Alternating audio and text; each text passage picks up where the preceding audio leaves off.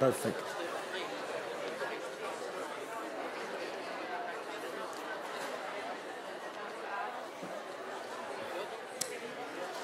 Okay. Do you hear me?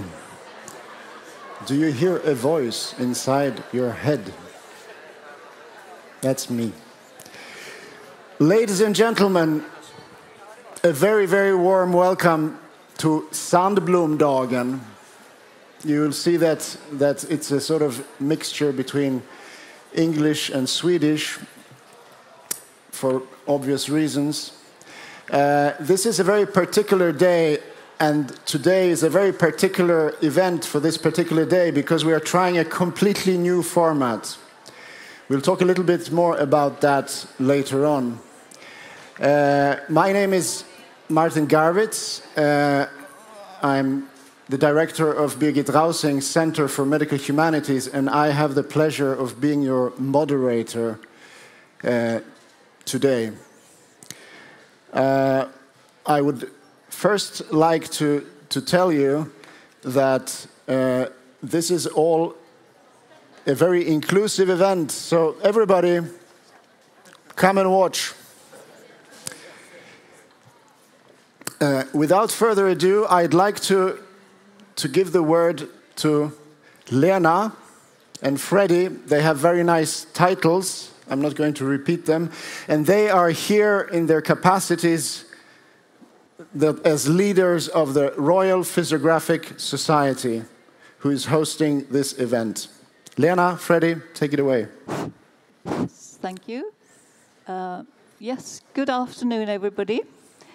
This is a very special event, as Martin says, and we'll come back to the format lately. It's a completely new format, but the day is an old tradition. It's an old tradition to have a Sandblomdag at this time of the year, and the reason is that Philip Sandblom's birthday is very near this day, and Philip Sandblom was a very prominent person. He was Vice-Chancellor of the university, but he is remembered now because he had a strong idea about the importance of joining medical science and all people involved in medical science with the arts and the humanities, especially arts, especially picture arts, because he and his wife collected art and they were very interested in art.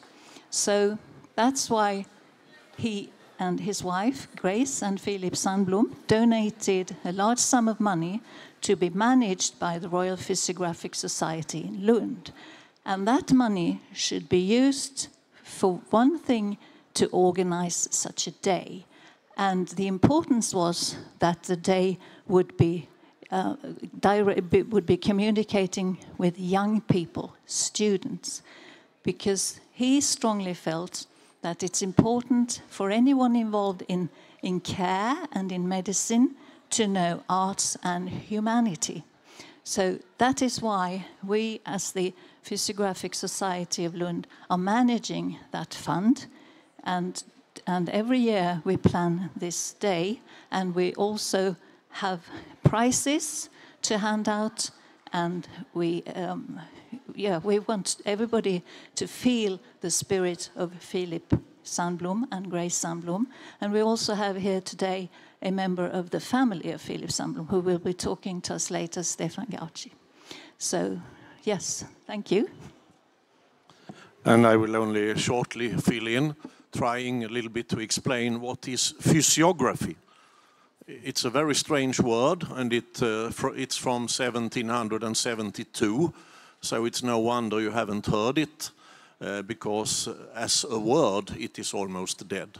But physiography is the sciences, medicine, technology, and basic natural science.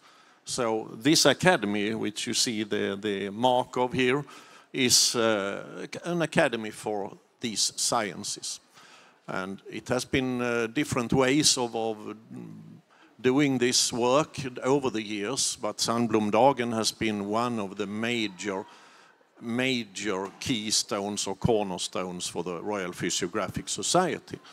Lately, I have felt that we need to become a little bit younger in the audience here. And now, today, I see that I am among the older ones, which makes me very happy to see you guys coming to the Sandblomdagen. And thanks to Stefan for coming up with this idea.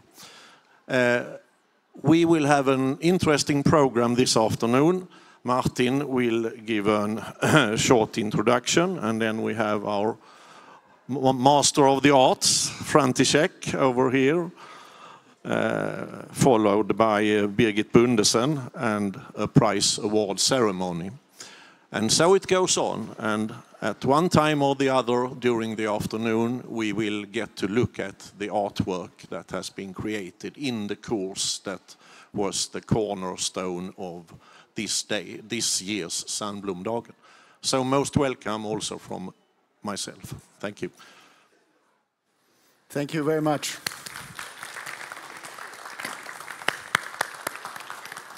Thank you, Lena and Freddie, for this beautiful introduction, both of the background for the Sandblom Day and for physiography.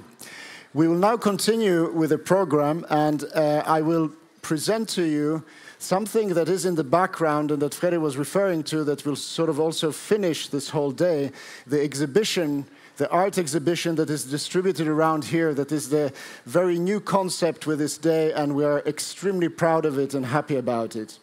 Now, my end of this exhibition is that in my capacity as director of this center, I have provided the teachers to a course called Art as Care, Care as Art.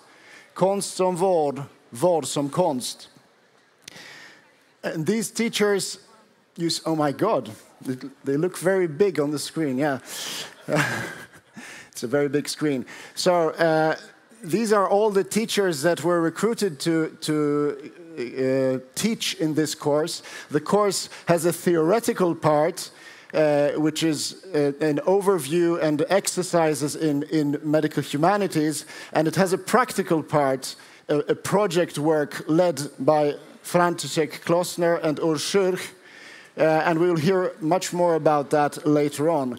But at this point, I want to acknowledge the contribution, the crucial contribution of all these teachers, and I know that František will talk more about the participants in the course later on. And so this course is given as a separate course outside of all the programs in the medical faculty, and we have just been informed that in a year from now we will be giving this course again, which we are extremely happy about, because the pressure of people who wanted to attend this course, who wanted to participate, was immense. So without further ado, I will now give over to the star of this show, František Klosner. František, welcome.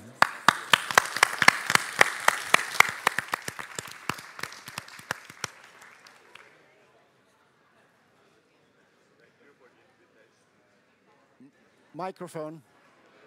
Thank you for the invitation. It's a great honor and a great pleasure to be here for the Sandblomdagen. I would like to begin with a warm welcome to all members of the Sandblom family, and a warm greetings to the members of the Sandblom family all over the world. I hope they will see our video recordings somewhere online. And a special welcome to Karin Heri of the Swiss Embassy in Sweden.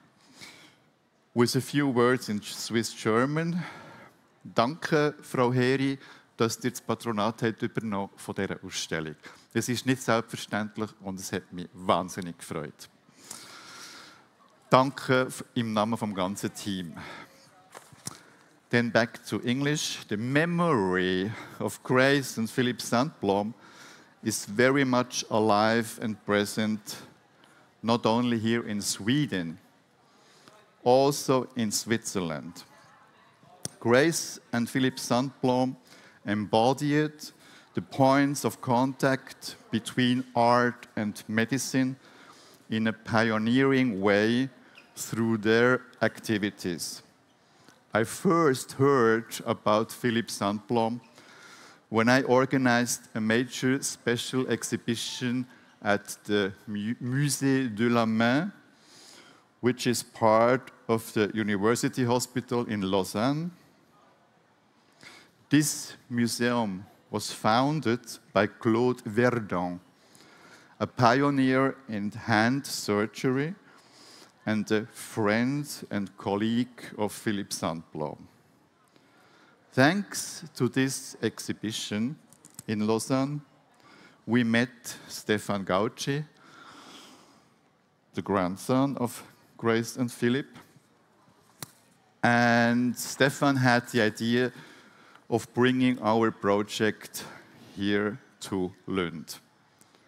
The result is now an international collaboration between several Swiss and Swedish partner organizations with workshops at the X Lab in Lund and a special exhibition here at Forum Medicum under the patronage of the Swiss Embassy in Sweden. The project Art Care has already quite a long history. My colleague, Urs Schur, and we first started the project in 2017. Our intention was to enrich the school program for future caregiving professionals in a new and unexpected way. Since 2017, the project took place in several schools in the German part and in the French part of Switzerland. And with the project, we have won several awards in the arts and education sector. It offers students a unique opportunity to visualize their personal experiences and emotions from their professional environment in the form of artworks, in a visual and non-verbal way, in an unconventional way, and in a direct and honest way. So, what you will see in the exhibition, it's contemporary art which grows out from life. Each work of art offers a direct insight into the job-specific situation faced by healthcare professionals.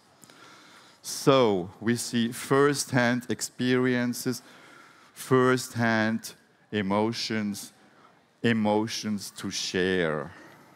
These are maybe some of the reasons why our project attracted such an overwhelming public interest. Already in 2017, so 3 years before the COVID pandemic, our project made very clear to a wide audience the so-called systemic importance of care professions. I'm sure Grace and Philippe Sandblom would be enthusiastic about this project.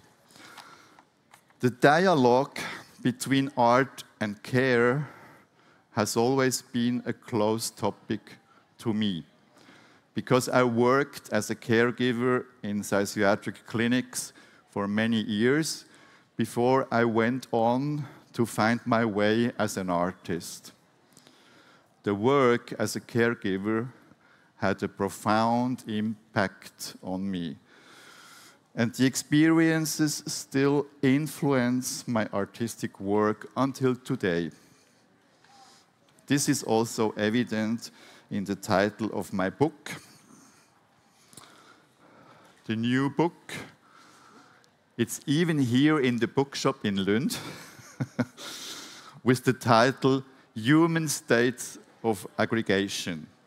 And in the subtitle, it's a little smile of René Descartes. I melt, therefore I am. That I really melt, you will see now in an early video work I like to show you. The video is entitled Liquid Identity, or What's Left When My Head is Melting.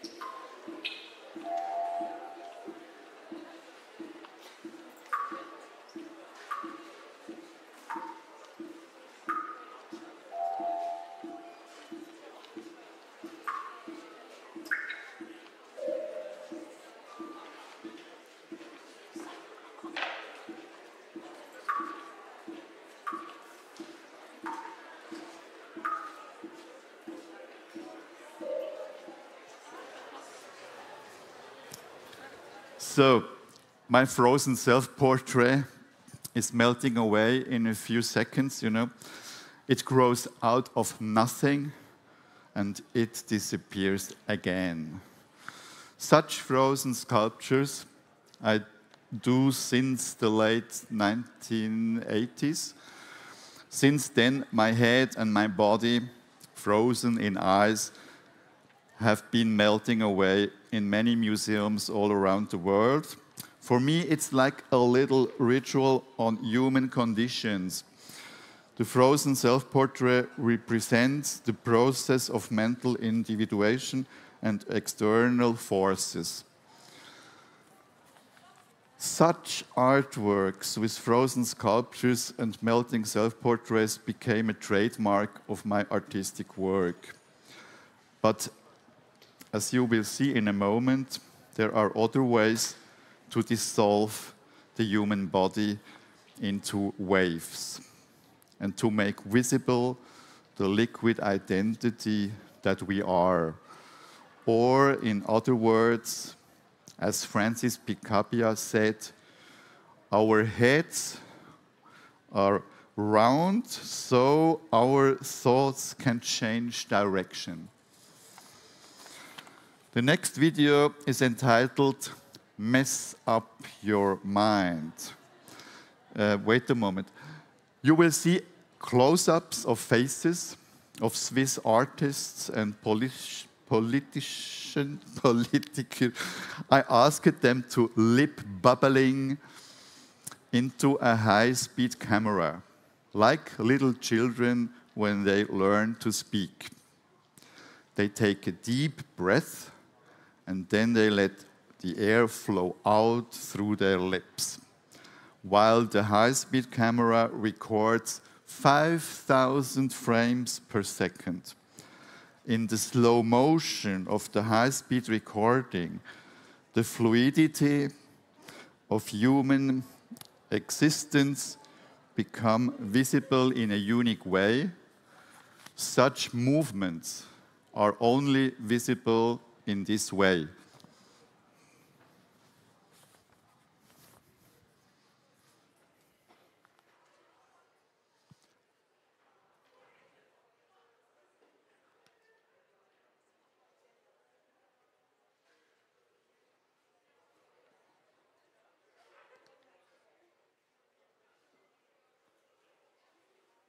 If we were able to move elementary particles to turn very, very fast, we could direct gravity in all directions.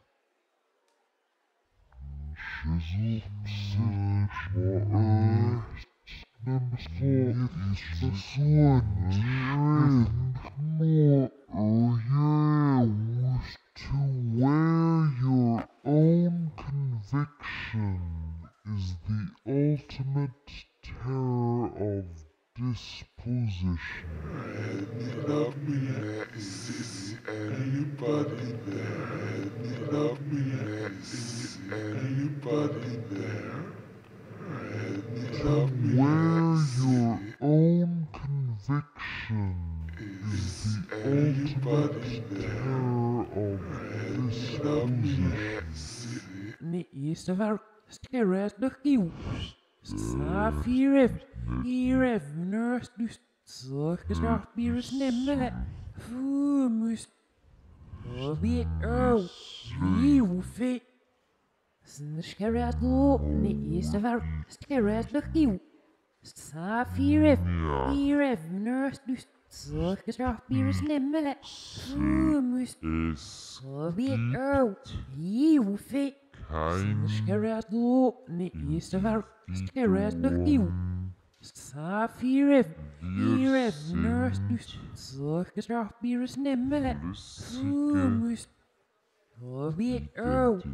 There is no such thing as an individual. We are liquid identity.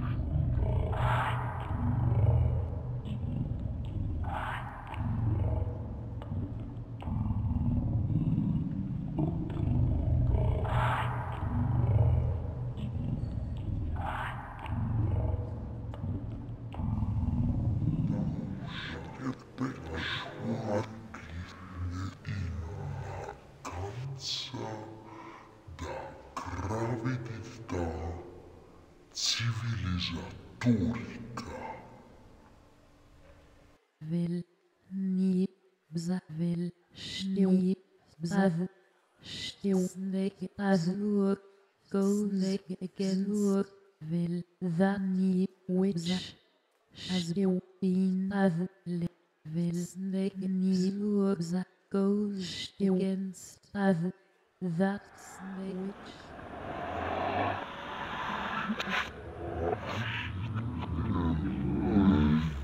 which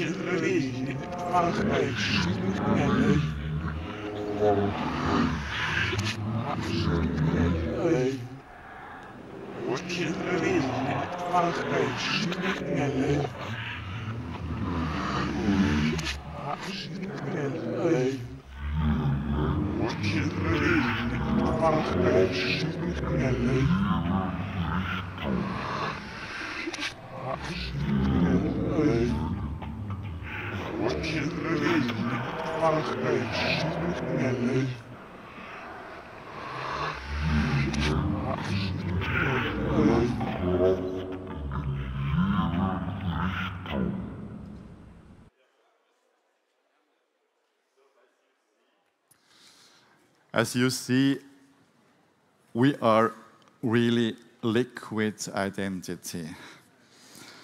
After such body experiments in which time was stretched and manipulated in order to see the body in a different way, it was only a small step to use medical imaging in order to look inside myself. Among other works, I created a video using X-ray imaging. It was a kind of little response to the famous X-ray self-portrait by the surrealist artist Merit Oppenheim. She also lived in Bern, and she was a close friend to me, and she had a strong influence on my work in my younger years. So I asked the University Hospital in Bern if they would help me to do an X-ray video.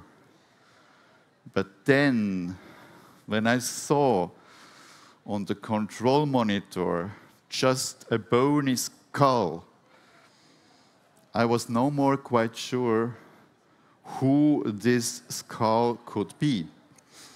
So I asked the medical team, is that really me? A question I have asked myself many times since then. But the medical team told me, yes, František, it's you. Yes, it's a rendezvous with yourself, with your skull, and death stares in your eyes. And then they gave me some medical contrast medium to make visible the surface of my face and to give back to my skull a new face. So I tried to give myself back a new face, as you will see now in the X-ray video.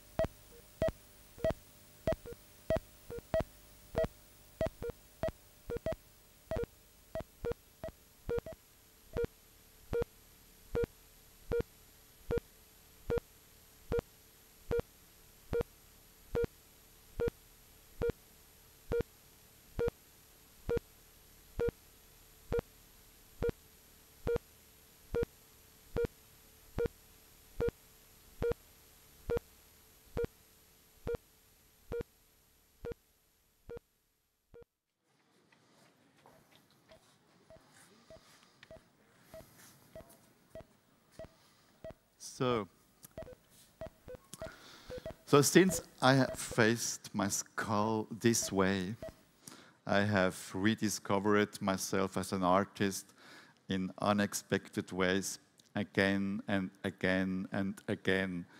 And even today, I'm often surprised when I rediscover myself in so many new and poetic ways. Thank you.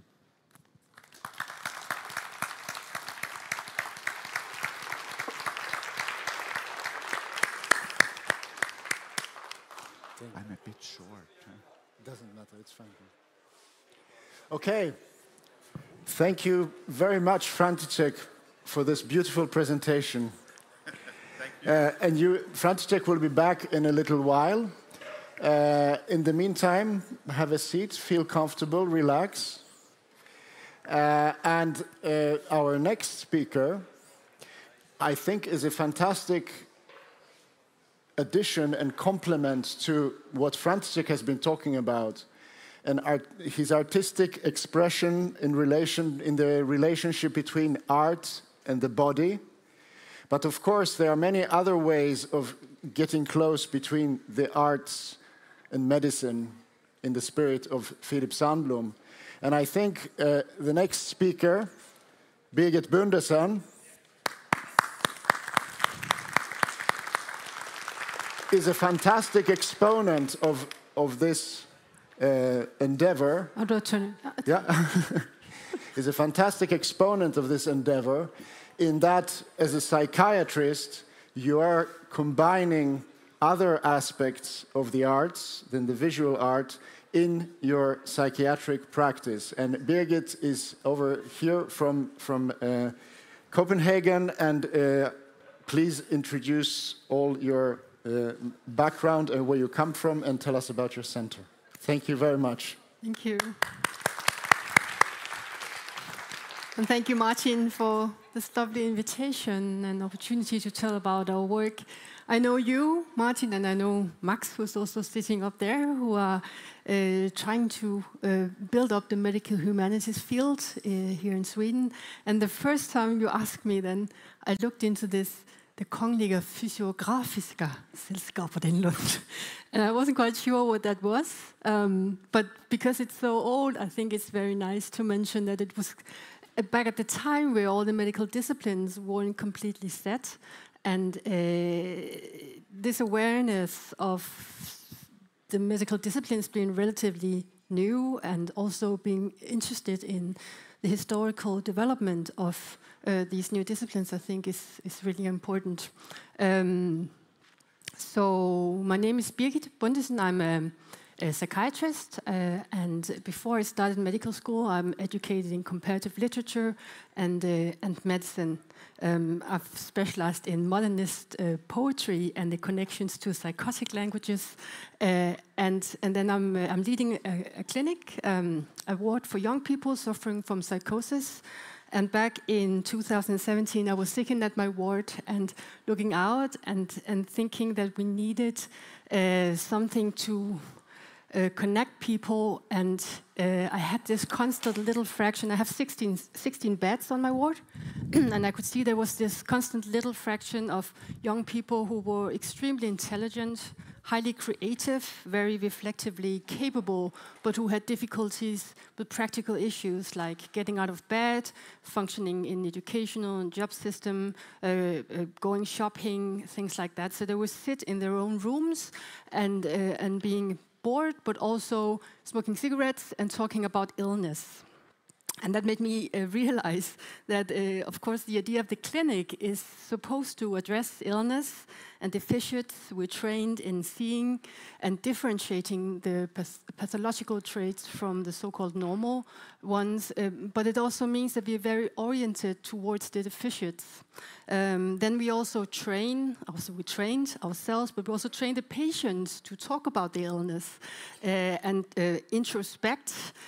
Does the medicine work? work? What kind of medicine do I get? All the dysfunctions. And I needed opportunities or formats on the ward to kind of build existential platforms where we can also discuss all the other parts of life that are, of course, affected when your life is interrupted by severely mental illness.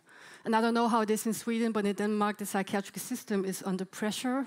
We get more and more patients, and it means that they are there for, they're supposed to be there for a short time, but some of them were there for months, 2 months, 10 months, years. And I had this young man, he was 22, he came into my office, he'd been admitted for 10 months, and he said, "Thank you for the stay. I became stupider while I was here." And then it's haha, and then haha, we laughed. But when he left, I had all red ears and got a little embarrassed because I perfectly meant what he meant. He was a trained artist. He also had started an academic education, and he'd just been sitting on the ward and being bored and talking about illness. So I knew some Danish authors. I invited them to come to the ward and do these creative writing workshops. In the beginning, we didn't have any funding, so I got some money from the Danish Arts Council for the first years. And then I gathered a small group of these talented patients. So we started out with nothing, and me and 10 patients dreaming about doing something different because we could see that these groups were extremely efficient. Then I went to my boss and I said, could I employ an artist? And I was like, that's no way. Okay. Then I went back and asked, could I employ an occupational therapist? And he was like, they're not meant to be here for a long time. It's not meant to be a hotel or højskole. They're meant to go out in life and engage themselves. And then I tried to argue, but like I had a physiotherapist at my ward, and I was like, okay, so there's consensus about that if you don't use the body, then the muscle, they atrophy. So as soon as I can get people out into the fitness center, then there's a budget for that because it's recognized that the body needs stimulation. And then I said, what about the mind? That also atrophies if you don't use it. And unfortunately, that is a sequela, a negative side effect of a lot of treatment today, that people are pacified, but also that we build clinical spaces where the illness grows, hypertrophies. So illness identity is something that is a problem. The psychiatric diagnosis, they have a different status than somatic diagnosis because people introduce themselves as schizophrenic or maniodepressive, and you don't introduce yourself as cancerogenic or something like that. So it very quickly becomes like an identity. The diagnosis for many people become a primary identity. In Denmark, the journal system is democratized so that you can read your journal online, which I think is a good thing, but also makes it kind of an art to write a journal that historically was meant for peers. So historically it was written in Latin because it was only meant for other doctors and specialists to read, but these days the patients, they also read their files. And then they learn the medical language and they internalize it, and you can hear, terms coming out of people's mouths like, I have self-mutilating thoughts. I had one patient saying, and I was like, okay, what do you mean by that, or what is that? And could you try to tell me what's the problem, and how can we kind of do this as something that feels like a mutual engagement? So it was never meant to be the national center that we are today. We just managed this year to actually get permanent funding from the Ministry of Health as part of the 10-year plan for psychiatry, where we are given we have the ambition of being a national competence center who builds interventions, develops interventions, art-based interventions for psychiatry, and run a big clinical research study where we try to measure the effects of arts. We published the first paper last year where we were able to show that 100 people, the first 100 participants suffer from schizophrenia after 15 weeks participation in a writing group led by an author had reduction of a lot of psychological parameters, but also clinical parameters like psychotic symptoms. Okay, so I'll just show you a little clip from what we're doing.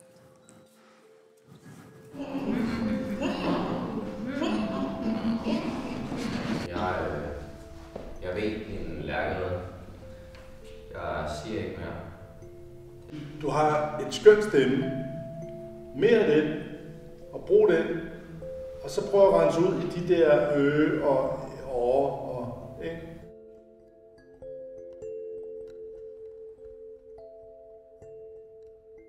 Det vi gerne vil er jo at prøve at lave et delt rum, hvor man kan mødes om noget andet end det at være syg. Så vi er optaget af relationer, af samtaler, af ting, der sker imellem mennesker. Vi prøver at skabe rum, hvor man kan være og deltage i noget uden for en selv, som forhåbentlig for nogen er en lettelse også. Dem vi hører ind er professionelle kunstnere, der har deres eget virke, og som har undervisningserfaring, og som ikke som udgangspunkt er sat til at producere helbredelse eller sundhed. Så de er ikke sundhedsfaglige. Det er kunstgrupper, det er kunstworkshops, som egentlig kører rigtig meget som på civile kunstskoler. Og de to gamle lærker, de flyver tæt omkring. Jeg tænker nok, de mærker, jeg gør dem ingenting. Ja, der er ligesom noget nyt, der bliver født, eller sådan, man går ud i verden og sådan lugter lidt til den på en ny måde.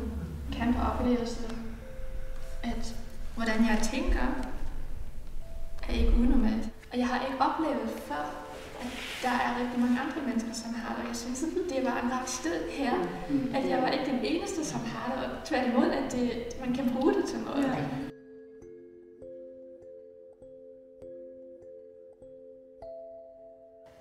Jeg har svært ved at elske mellem virkelighed og fantasi. Jeg har en person, der forfølger mig nogle gange i mine tanker. Den svæver over mig, og den person kan styre min krop, og personen vil gøre mig ondt. Og så kan jeg bare langsomt mærke, at det bliver mere og mere smertefuldt for mig at være til. At jeg har svært ved at ligesom klare dagligdagsopgaver, etablere relationer med andre mennesker, fordi jeg føler mig frygtelig ensom. Øvelsen er, at I skal forholde jer til jeres eget billede naturligvis, som er næsten en sammenhæng med små variationer. Og så har I 5 minutter igen, hvor I skal skrive hele tiden, altså en form for automatisk skriftøvelse. Alt det der med ikke at kunne bruge synet virker dumt, som at skulle lære alt forfra og på måder, som er totalt fremmede. Jeg har skrevet nogle tekster før, hvor jeg prøver at beskrive mit forløb i psykiatrien. Men min oplevelse er, at når jeg skrev dem, så blev de af behandlerne tolket som udtryk for en bestemt diagnostisk sindstilstand. Da jeg så kom i skrivegrupper her, så var det teksten, der var i centrum, og ikke mig som person, der blev diagnosticeret. Du har været en del af skrivegrupperne. Hvis du kan fortælle lidt om, hvad det har gjort for dig? Det fungerer lidt som et frirum fra psykiatrien. På den måde, at der ikke er så meget fokus på psykisk sygdom i skrivegrupperne. Man skriver ikke nødvendigvis om det. Man skriver om alt muligt og kommer på den måde også til at tænke på ting i sit liv, som man ellers ikke lige går og tænker på. Jeg prøver på fra starten af egentlig at afholde folk fra at skrive deres sygdomshistorie. Som skønlitterær skrivende, så prøver jeg på at være med til at flytte fokus fra det indre faktisk til det ydre. Fordi hvis der er noget, som skønlitteraturen gør, så er det, at den arbejder med the shine, altså det overfladen, det skønne, altså det, der er derude i virkeligheden. Og den her form for gestaltning, tror jeg, har en eller anden form for gavnlig virkning.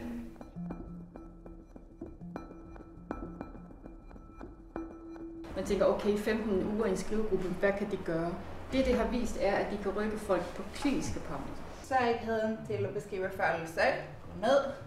De ubehagelige oplevelser af selvværd og andre, og den del af verden går også ned. Mentaliseringsproblemerne går ned. Det her hope og empowerment går op.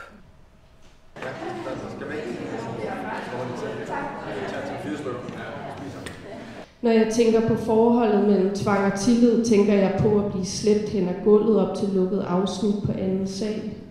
Behandling af en rutineret vaklen mellem omsorg og overgreb. Jeg har utrolig meget på sinde, hvordan kunsten og kulturen kan være med til at helbrede, være med til at skabe, være med til at gøre en helt konkret forskel for det enkelte menneske. Så tak til Center for Kunst og Mental Sundhed for jeres vigtige arbejde. Det sprog, vi taler, det rækker ikke. Altså, det rækker ikke til at beskrive de oplevelser, man har, når man lever med den her smerte. Og der er det skriften, for eksempel, eller dramaet, eller det kreative, kan tilbyde en måde, et sprog for det.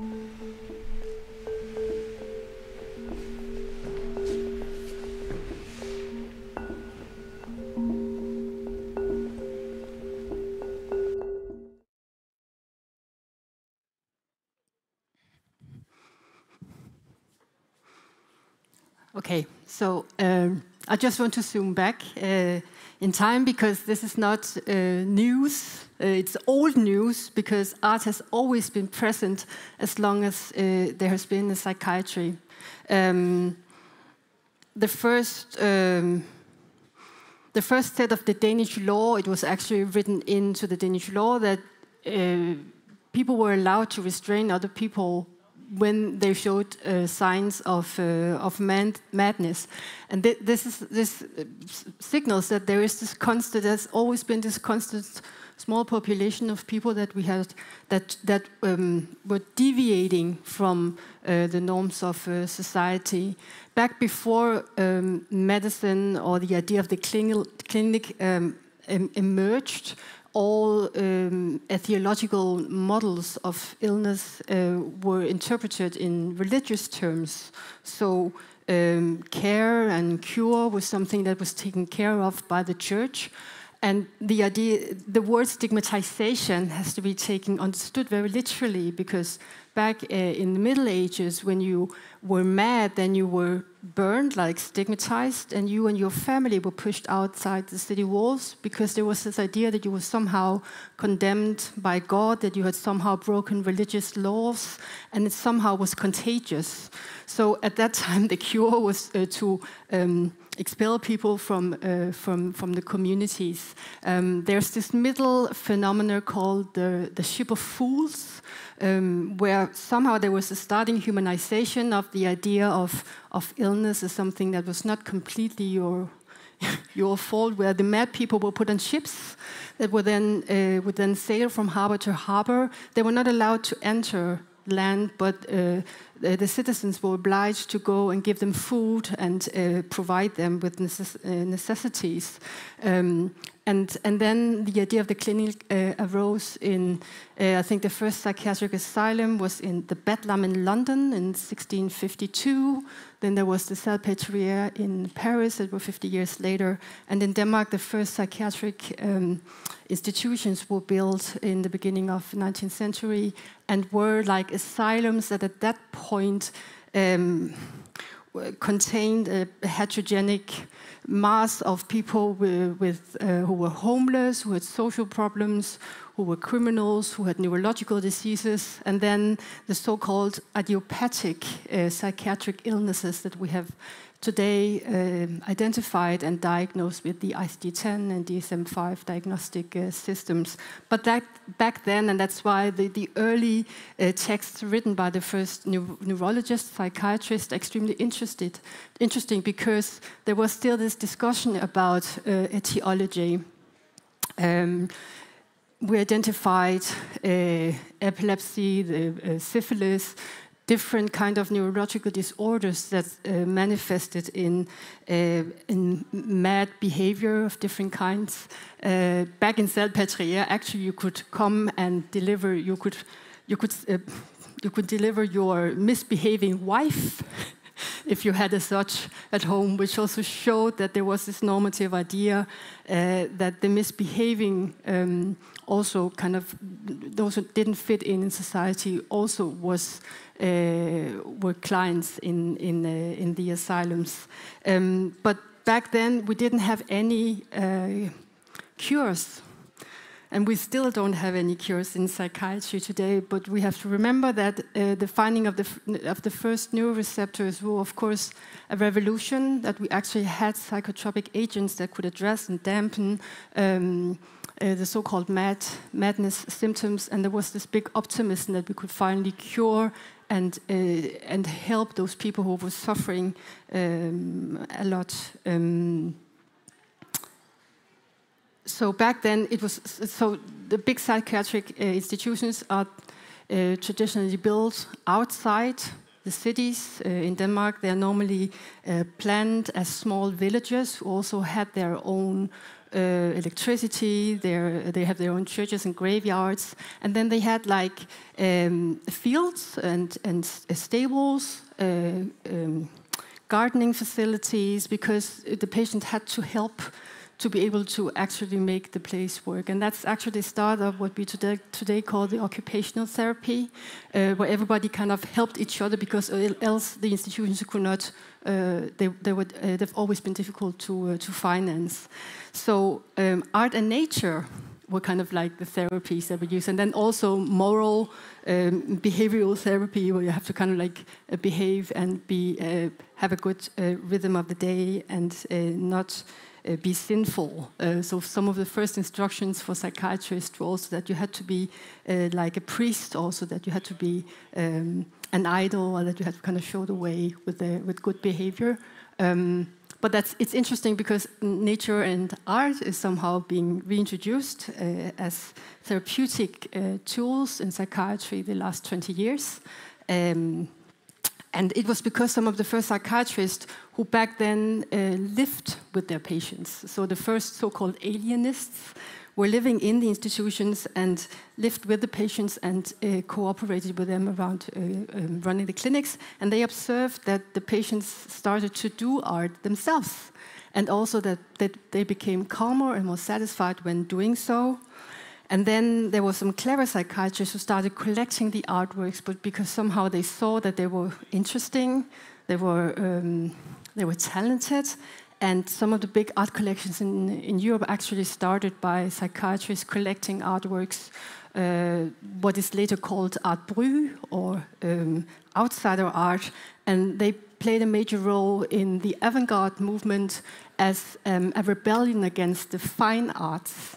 The fine arts that were traditionally held by an elite, the church and the king who had access to art, also paid for the art, but it was not something that every man had access to. And the avant-garde movement rebelled against this idea about the fine arts, something that was very elitist. It was also only rich people's kids who came into the academy. And these art brut collections became a means to point to art as something that was happening in a more raw place. There was the art of the brut that was also part of artists like Picasso and Braque and Matisse, who went out to primitive civilizations and portrayed them, but to show that art is something that is out there in the world, it's lived, it's enacted, and it's something that dwells within people, that is part of being human. Today there are these, it's just a coarse categorization, but art as occupational therapy is something that just make people calmer and produced well-being for whatever reason. After the Second World War, where there was this big influx of especially Jewish psychoanalysts to America, there was this big movement of analytic art therapy in the American world that has founded art therapy as an academic education. It's also implemented widely in a lot of Western countries. And there you use artistic methods in the psychoanalytic or psychotherapeutic process. So art is a tool for promoting health or doing therapeutic work. The creative art therapy disciplines like expressive art therapy, where it's more art for art's sake, but it's still run by art therapists who are educated half as healthcare workers and half as artists. And then there are the participatory arts who actually started within the art movements, where it's art for art's sake. I'm a little against that formulation, because I don't think anything is ever free. Art cannot be completely free, but where it's art for the artistic expression in itself, it's not utilized by a mental health care regime. I brought some pictures here. The one is Dubuffet, who was actually the one who coined the art boy Unikatsuren, who was kind of like the surrealist movement. She was married to Hans Bellman, and she has this very characteristic confluation of writing and drawing. And when you asked her for her, it was kind of like the same thing. She didn't differentiate between the drawing and the writing. That also is part of the idea of the ischemic writing, where it's not the semantic content of the word, but the graphic shape of the word that is in focus. Then there's this famous example with Rorschach, who was actually an artist before he came a psychiatrist, and he developed this projective tests. Back at the days, it was called the X-ray of the soul, but where you use statistic means to project inner life out to something that would then be interpreted. It's still used in especially forensic psychiatry, because it's also a perception test. And we use it in very, very complicated differential diagnostic cases, where we're not quite sure if it's an affective or personality disorder or something in the schizophrenic spectrum. I just want to point to this last example. It's a Danish artist, I would say, Caroline Ebbesen, who is not it's not really been discovered yet, but it's very characteristic for this kind of art. A lot of females who were artistically talented, they didn't get into the academies even back then. So a lot of them became skrædder, what's it called? Tailors, yeah. And she was she made embroideries and was extremely talented at that. She had this persistent delusion that she was a one-winged angel, so she had one wing and one arm, and she made this cape for when she had to meet St. Peter. Then she wanted to be good prepared, so there's room for one arm and one angel, and the motive of hers, as you see these figures where there's one arm and there's one angel. And there's a whole collection of textile works from psychiatry, because they didn't have access to materials, so they would use whatever was in the wards. So she would use everyday things like cups and bed linen and boxes and things to paint and make art of. And for me, this is the sign that art is not something that is on top of the pyramid after all other needs are fulfilled. It's in the center. We believe that art is part of becoming human, that it shapes our senses, our understanding it shapes our perceptions very basically, and also our understanding of who we are and who others are and what kind of world we're living in. And it means that we don't think that everybody should or can become artists, but we think that art is something basically human, and that everybody can become a little bit better at producing art if you get the opportunity. There's also a social inequality still in the access to cultural life and art. And for some, it's the invitation into an art world that for some can still feel very elitist and inaccessible. So we have run programs, for example, at the Danish National Gallery for Arts, where we have built special programs for psychiatry users who run shows for other psychiatry users. Some of the patients have never been to a museum, but keep on coming there afterwards. So trying to think, how can we build these small steps where the stairs are not so high. Did you see the National Gallery in Denmark? That's up very high stairs in this neoclassicistic building. And to build these small scaffolds so that art becomes something that is relevant.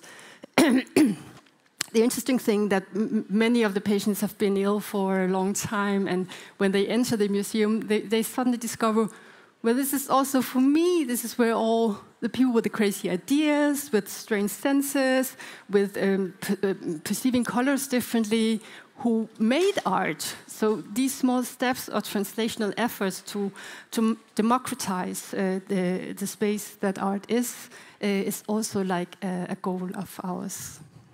So, and just to say that we have chosen to do participatory arts. I'm just going to show you these. These are historic examples from isolation cells in some of the first psychiatric clinics in Europe. It's the Heidelberg Clinic in Berlin, who also contains the Prinzhorn collection, which is one of the biggest art collections of Art Brut in Europe. These are two different patients. This is from an isolation cell from a male patient who we don't know his name. We only have these photos and then notes from the doctors. But he's been isolated for 14 days. When the caretakers, they come in and then they see this, which is it's threads from his bed linen that he had torn out, and then he has plastered it to the walls with chewed bread that he used as glue.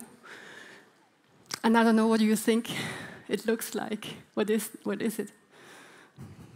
We don't know. I think it looks like a web or a hammock, a dream web.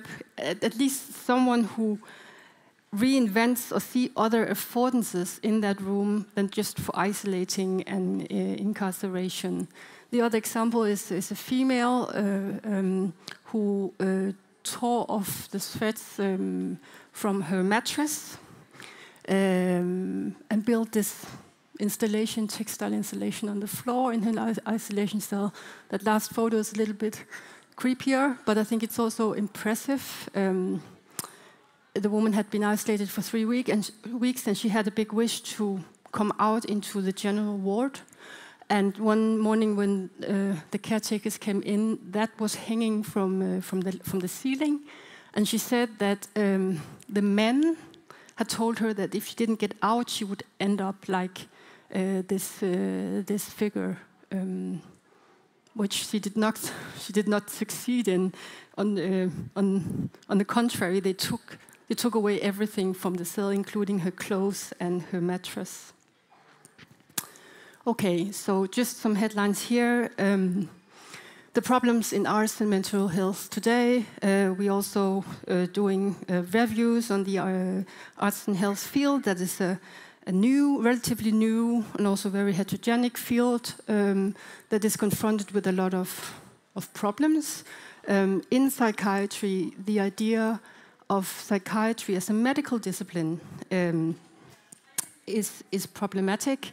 We're a little envious of the somatics and the orthopedians because they have natural kinds. They have strong etiological models. So if you have a broken leg, then you can screw it together and then people are healed. If you have a pathogen that gives you an infection in your lungs, and you can give antibiotics, and then you can heal people. The object of psychiatry is still, there's still not consensus on what the object of psychiatry is. Meanwhile, there is a consensus that it is biomedical. The medical regime has been researching for over 30 years now, and the latest neuropsychiatric conference I was at, they're also very pessimistic about finding new receptors, and they recommend psychosocial treatment, reduction of side effects like weight loss and occupational therapy. And don't mistake me, I'm not an anti-psychiatrist. I really want to give medicine if it's helpful, and if it doesn't do more harm than good. But it's also limited what we actually can do with medicine today, and that makes it obvious that we need to think in other ways that include the whole system of a human being that, of course, are brains, but the brains are within skulls, that in bodies, in people, in families, in cultures, in global societies, and all these aspects of human life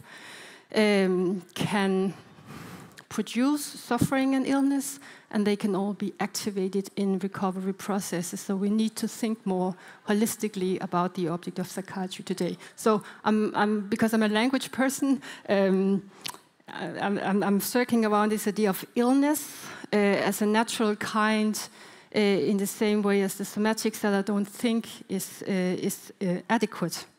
And what do we call it then? So this is why I called the talk Archivize? Did I call it How to Archivize Mental Health? Because I like the idea of mental suffering as being a disturbance in vitality, that your vital capacity is somehow flawed or dysregulated or out of balance, and the idea of treatment is something that revitalizes or vitalizes people, and building spaces for that, where the aim of the treatment is to invite life in and offer scaffolds or maybe also prosthetic devices. And I think maybe art can be a prosthetic device for someone whose vital functions are somehow dysregulated in a way that you cannot function normally.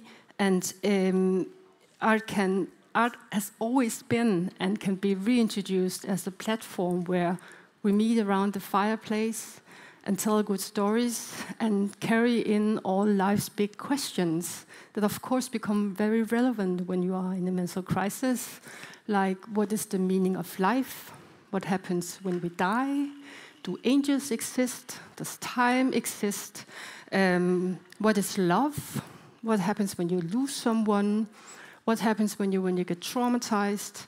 I think that the Greek comedies were, the Greek tragedies were the first PTSD therapies, where people who had experienced war and collective trauma, they could go and they could have this mutual catharsis of running through emotions in a collective that was in itself healing. And I think these values can be reintroduced into clinical life today. So I'm very concerned with this idea of daily functioning, life quality, self-efficacy, that I think is something we have overseen in psychiatry today. It's very passivating to wait on the medicine to work, that we take all agentic capacity away from people. And I think we need to introduce more opportunities to actually engage yourself, have the feeling that you can actually do something.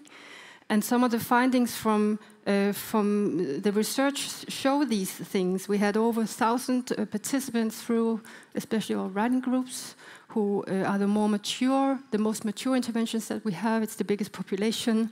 We're running a 2-armed randomized clinical trial now on 6 other psychiatric centers in Zealand. And what we can see from the qualitative research is that people get, they feel more connected.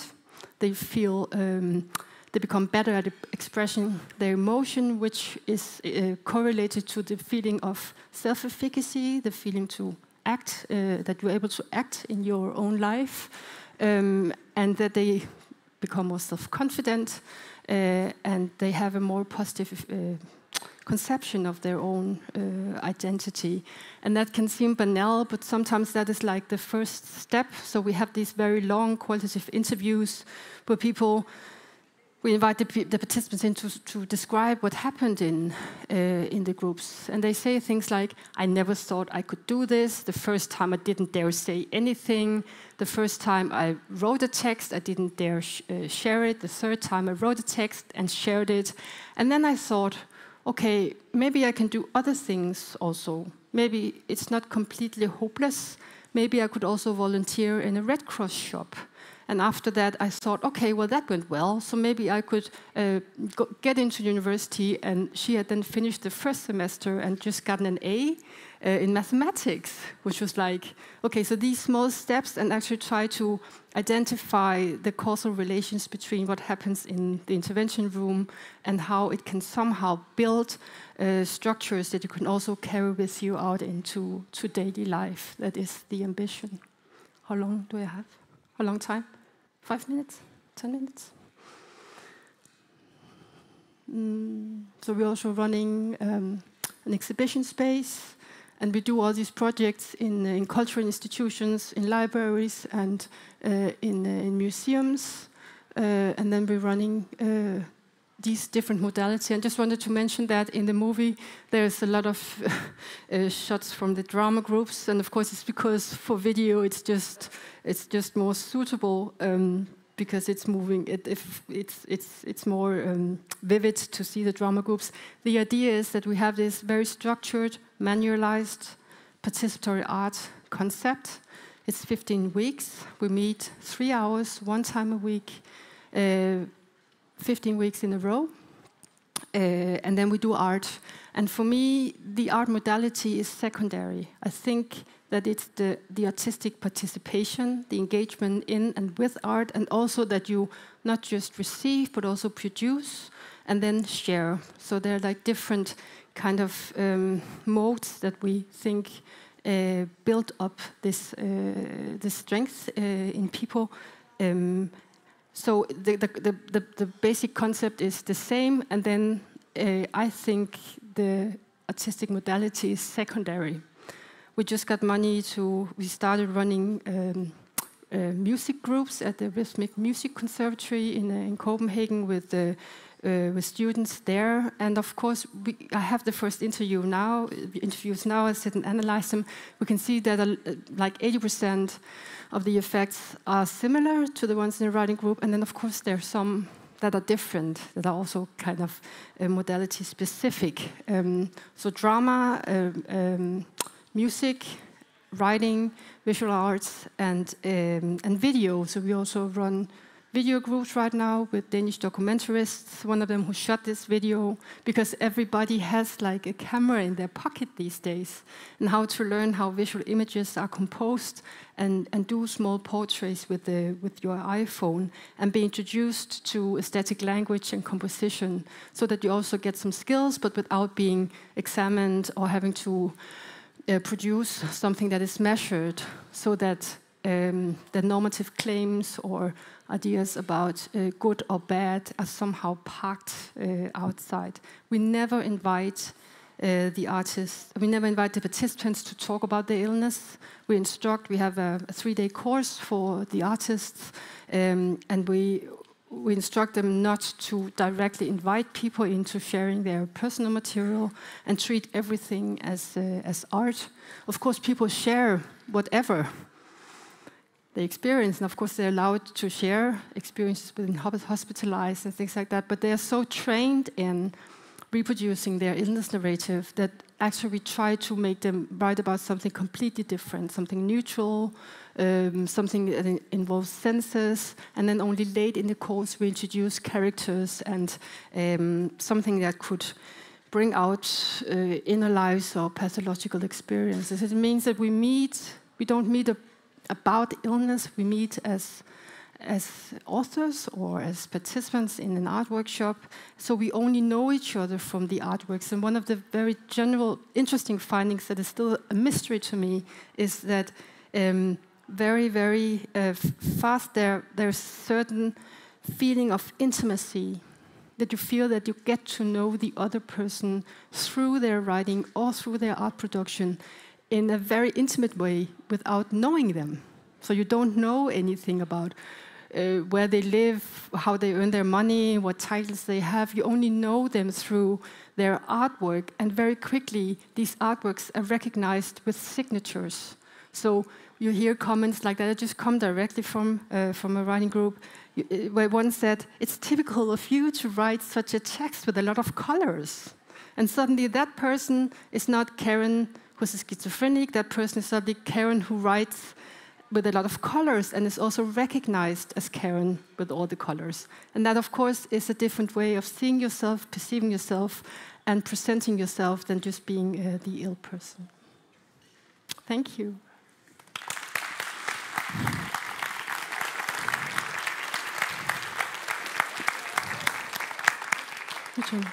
They fix it. Okay, thank you very much, Birgit. I think this was a fantastic expose of the possibilities and of all the initiatives you have taken. And I think it's also a beautiful example, putting František and Birgit in the same universe, in the same multidimensional universe, to show how the arts and different arts can address different aspects of care. So with both the people who do the caring and the people who are being taken care of. Now, we have come to a point now where I'm guessing that the difference in venue becomes obvious to you who sit here and who are used to sitting, leaning back in the hospital. So I thought that to point out to you that you can not only use arts to feel better, but you can also use gymnastics and some movement. So I thought I would encourage you for about 30-35 seconds to stand up where you are, to move your hands a little bit. If you want, you can talk to your neighbor. You know, just be human. It's fine to get tired. Great.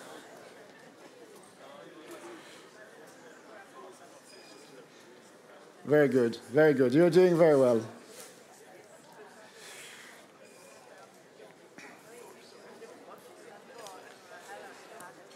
Okay, who feels better?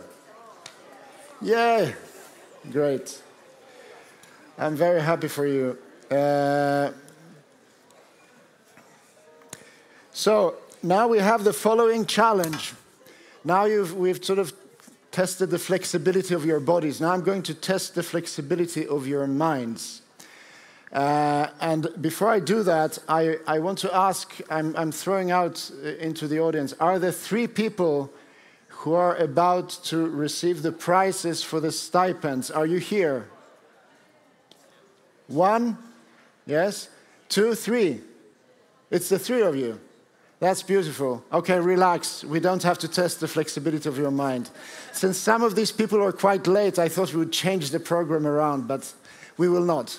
So, therefore, I welcome the 3 of you up on stage.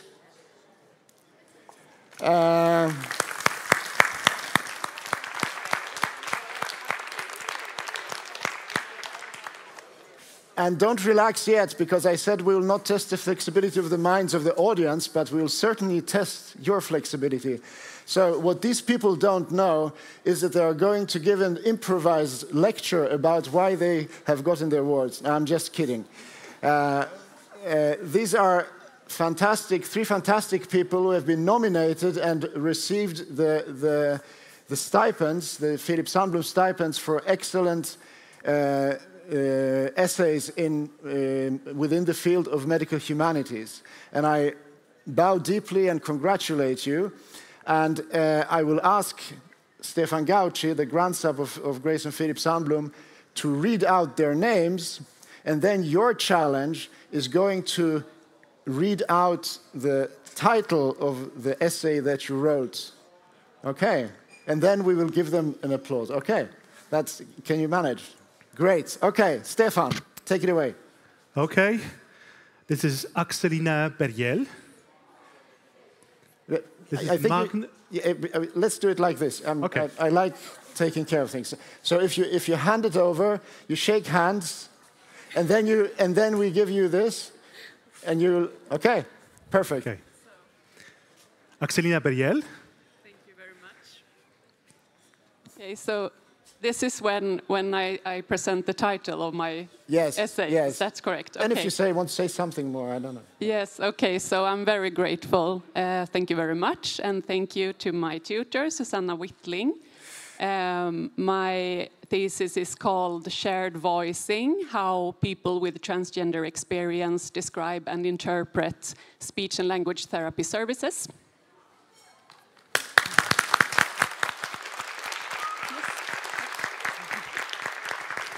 I would say that was a perfect handling of the task. Okay.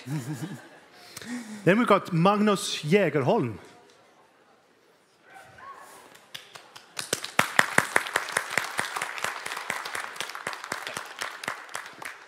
Yes, thank you very much. Also very grateful for this prize. And I also want to thank my supervisor, Thomas Bro, who I believe is not here today, but in spirit, I believe. I have quite a long title, but I think it is the systematization of diseases, the early development of medical classification through the correspondence between Carl Linnaeus and François Boissier de la Croix de Sauvage. Yes.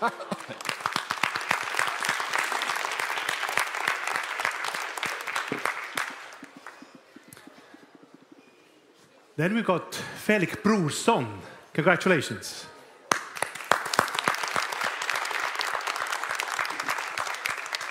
Thank you. I'm, of course, also very grateful that we're given this opportunity here in Lund, and also to my supervisor, Katarina, who stands here. And I don't think, my title is Struggles of Unexplained Illness, and I don't exactly remember the rest of it, but I think it's patient narratives on medically unexplained illness. So thank you all.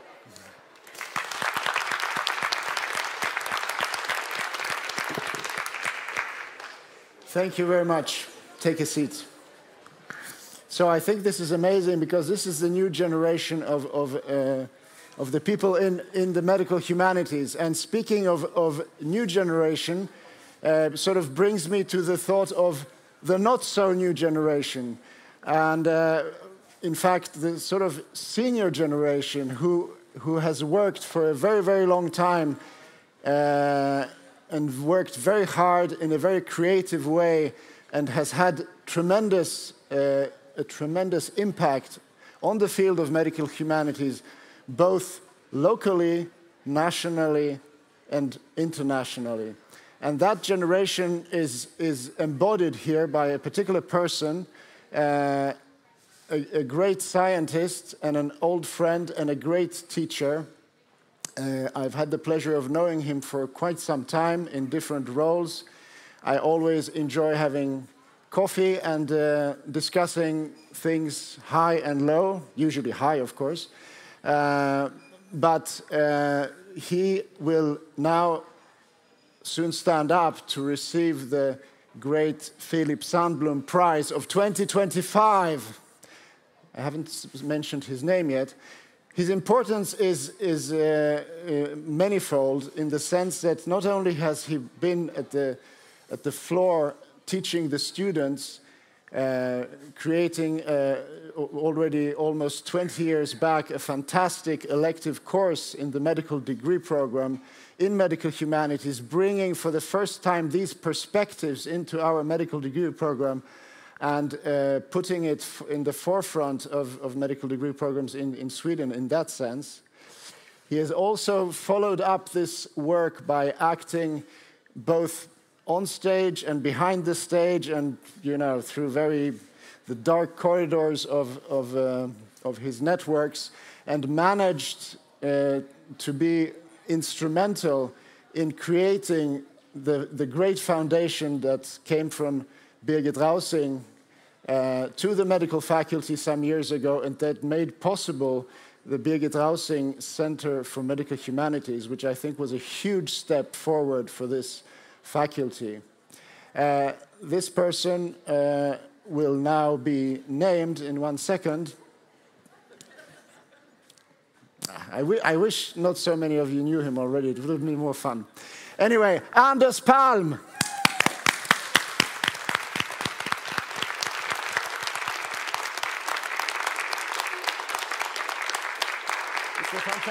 It's a fantastic pleasure to bring Anders on stage and to give Stefan the pleasure of handing over the prize. It's a meeting of two worlds, as Anders was not only and is only not a great friend of Birgit Rausing, but also of Philip Sandblom. So.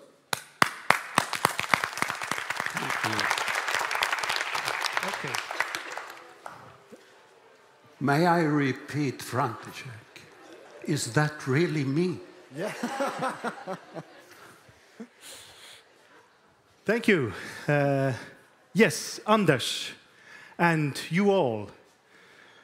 Dear teachers and participants of the Art Care project, dear Mrs. Karin Heri from the Swiss Embassy, Dear members of the Royal Physiographic Society, also old members which are coming here, which we're honored. Dear friends, colleagues, and family. As the grandson of Grace and Philip Sandblom, and on behalf of the Sandblom family, it is a great pleasure and honor to welcome you all to this year's Sandblom Day. A day that holds deep meanings for us, both personally as academically. In 2003, 2 years after passing of my grandfather, Philip Sandblom, my grandmother Grace established the Grace Sandblom Endowment in their names. Its purpose was to keep his memory alive through annual lectures and events, and to promote a humanistic approach to medicine. But most important, it was intended to benefit the students of the Faculty of Medicine here in Lund. Since then, each year around his birthday, 22 years now since then, we have gathered here for Sandblomdagen. And looking back, we can feel great joy and pride in seeing how the medical humanities have flourished in Lund. Thanks to the Grace Sandblom Endowment and the dedicated efforts of the Royal Physiographic Society. Thank you.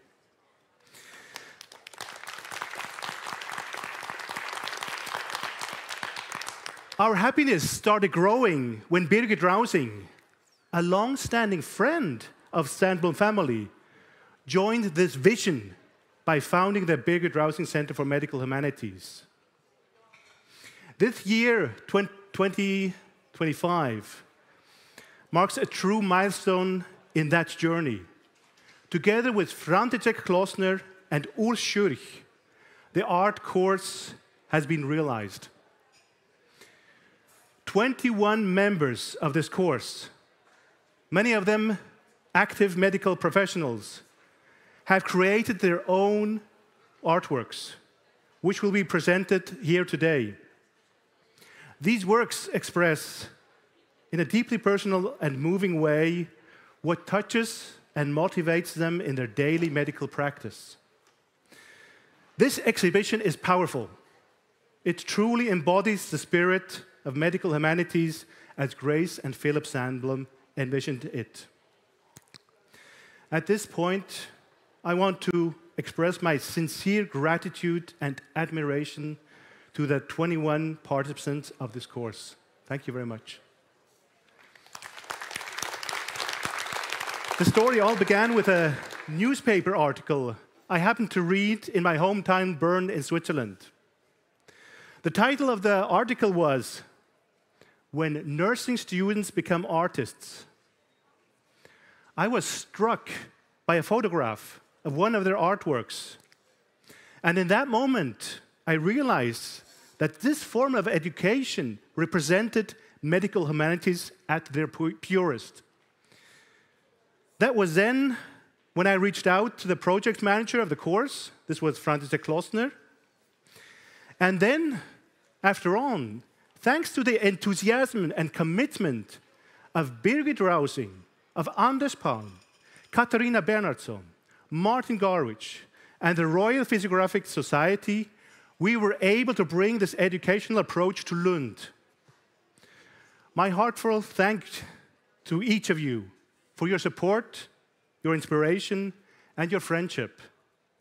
It was my personal wish that this project Art Care would be presented this year at Sandblomdagen.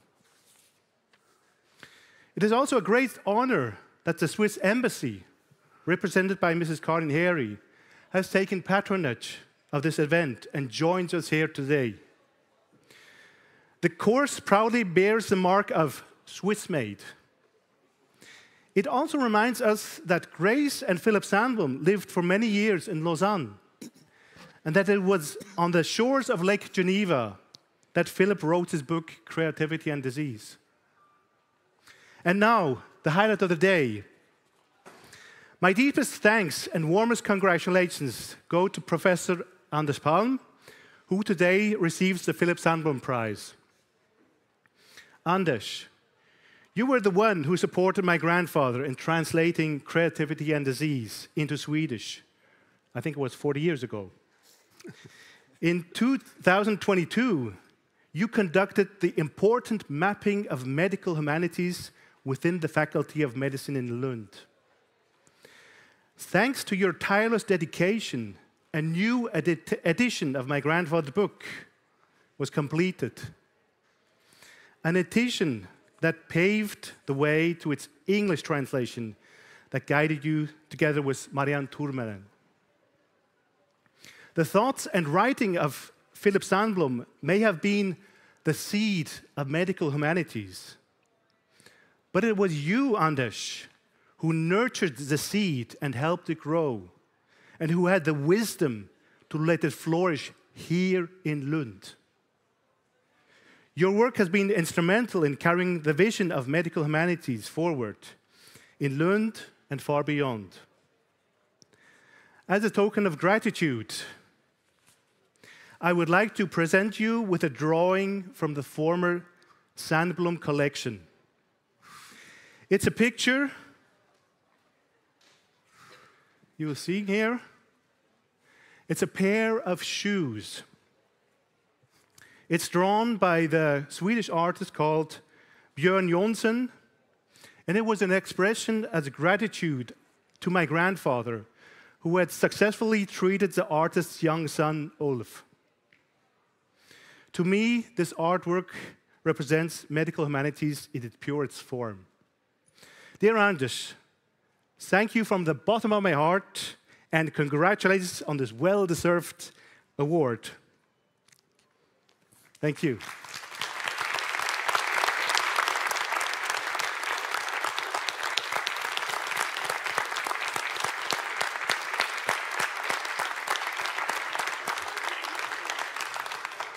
These shoes are made for walking. And I will now walk over to another language. You know Swedish. Here it is. För mig personligen är Sandblompriset något av det finaste jag kan tänka mig.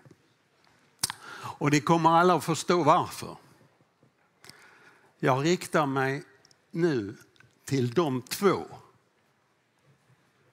personerna som står bakom priset och står bakom mig just nu. Ni ser dem posera här tillsammans.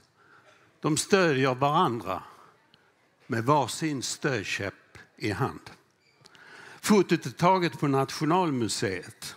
Det var där de hade funnit varandra för alltid. Bakom dem ett mästerverk av den unge Picasso med titeln La Source, källan. Det är ett av många unika konstverk som ingick i deras mycket storslagna samling till Nationalmuseet. Donationen Collection S. För de båda var Picassos La Source symbolisk och mytisk. En bild av livets källa och konstens källa. Och därmed också källan till deras gemenskap i livet. De hade träffats 60 år tidigare vid en familjemiddag. En ren tillfällighet. Grace Sheffer, bankirdotter från New York. Hon var tillsammans med sin mamma på kort besök i Stockholm. Och dagen därpå skulle de lämna stan. Philip blev vid middagen blixtförälskad i Grace. Hon var inte bara konstintresserad. Hon var charmerande, snabbtänkt, humoristisk och mycket vacker med smått exotiska drag. Han frågade henne om han inte kunde få visa henne ett par målningar på Nationalmuseum nästa dag innan de får vidare. De stämde helt hastigt träff på Skeppsbron för en kort promenad till Nationalmuseet. Mitt på bron friade Filip. Grace blev helt överrumplad. Men hon tog sig samman. Hon bad att få tänka på saken. En kvart senare, när de hade kommit upp på Nationalmuseums första våning, då hade hon bestämt sig. En vecka senare var de förlovade. 1 år senare, därefter, gifte de sig. Ett äktenskap som varade i 70 år. För Filip var Grace a grace. En nåd i livet. A grace of love. Något av a grace blev hon också för mig. Och för alla oss som tack vare henne får minnas Filip idag. För det var Grace som donerade Sandblomfonden. Och Grace gav oss just detta uppdrag. Filip själv menade att hans erövring av Grace var den bästa erövring som Sverige hade gjort sedan 30-åriga kriget. Filip och Grace kom till Lund 1950. Han hade då blivit kallad till professuren i kirurgi. Och i det laget var han redan internationellt etablerad specialist i barnkirurgi. Den första i Sverige som opererade så kallade blue babies. Men lika mycket var han en generalist. Med en bred kirurgisk repertoar. Och många fick se honom in action i operationsbordet. Man har vittnat om hans tålmodiga, skonsamma agerande med de finaste instrument och med full visuell och taktil kontroll. Kirurgin betraktade han som en form av estetik, en ars medicine, som ett medicinskt konsthantverk. Han kunde uttrycka sig så här inför sina studenter. Ni måste förstå att kirurgin är en av de sköna konsterna. Les beaux-arts. The fine arts, som det heter på engelska. För mig kanske den allra finaste. Mitt i livet, på krönet av sin yrkesbana som kirurg, valdes Filip Sandblom 1958 till universitetets rektor, Magnificus. Hans 10 år på den posten blev legendariska. Han hade vidsyntheten, han hade den intellektuella rörligheten och den diplomatiska begåvningen och inte minst humorn. Han beundrades av sina medarbetare och han vann studenterna, deras förtroende och tillgivenhet. Och i alla sammanhang framträdde han med en säregen blandning av akademisk värdighet och gamängaktig distansering. Vetenskapsmannens saklighet turnerade han med lågmäld, ironisk skepticism. För oss här i Lund representerade Sandblom den så kallade Lundaandan. The spirit of the place. Han var Sir Philip. Han var Magnificus. Filip Sandblom var min första rektor. Och han lagerkröntes när han blev filosofie hedersdoktor vid min fakultet, den humanistiska. Som dubbeldoktor i medicin och humaniora lämnade han Lund 1970. Lausanne i Schweiz blev hans bas och där etablerade han sig som en av den internationella kirurgins dignitärer. Och det var först nu som han fullt ut kunde arbeta vidare på sitt humanistiska storverk. Boken om sjukdom och kreativitet, Creativity and Disease. Det blev hans bestående insats för eftervärlden. Boken kom ut i ständigt nya upplagor, reviderad, där alla utvidgade och bildkonsten kompletterades med stora författare och kompositörers mästerverk. Hur lidande påverkar litteratur, konst och musik. Den första utgåvan av Creativity and Disease kom ut 1982. Och vid den tiden hade ett nytt forskningsfält börjat etableras vid vissa medical schools i USA. Benämningen var Medical Humanities. En övergripande beteckning för samverkan mellan medicin och humaniora. Fram till millennieskiftet expanderade fältet, framförallt just vid amerikanska universitet. Och vid den tiden vistades Philip Sandblom under flera perioder i USA. Han insåg att hans eget arbete med Creativity and Disease var helt i takt med tiden. Medicin och humaniora med inriktning på de estetiska vetenskaperna hade framtiden för sig. Art, literature, music. En av Sandbloms närmaste vänner i Lund var professorn i fysiologi Håkan Westling. Liksom Sandblom hade Westling under närmare 10 år varit en självlysande universitetsrektor. Tillsammans bildade de ett slags professionellt och intellektuellt brödraskap.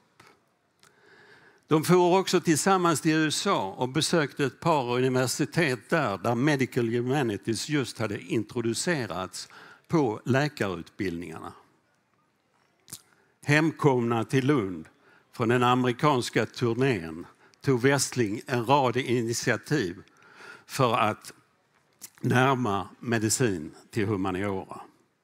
Det prövades i fristående kurser. Det gavs föreläsningar under den gemensamma rubriken medicin och humaniora. I Sandbloms anda blev Westling en vältalig, en fenomenalt engagerad förespråkare för synen på medicin som en human science. Naturvetenskap för människan och för det mänskliga. Till Philip Sandbloms inre vänkrets hörde också en 20 år yngre konstvetare och litteraturhistoriker, Birgit Rausing. De kände varandra väl från akademiska sammanhang här i Lund, men än närmare kom de varandra som grannar i Schweiz. Han i Lausanne och hon i Territé, en liten by alldeles i närheten. När Sandblom arbetade som mest intensivt med sina revisioner av Creativity and Disease blev Birgit Rausing en samtalspartner. Hennes konstintresse var ju hans, och hans intresse att förena medicin och humaniora blev efterhand också hennes intresse. Det skulle visa sig att gemenskapen Sandblom-Rausing på ett lyckligt sätt kom att representera båda orden i Medical Humanities. Medicinarens möte med konstvetaren i vänskap och samförstånd. Vid fakulteten fick Medical Humanities en varaktig plats just i läkarprogrammet från 2008. En valbar kurs kallad medicin som humaniora. Därmed var visionen given. Marken beredd för vad jag ser idag.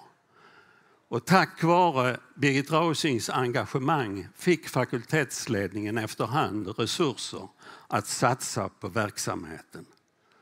Personligen tog hon initiativet till bildandet av en stiftelse och därmed var grunden lagd för Birgit Rausing Center for Medical Humanities.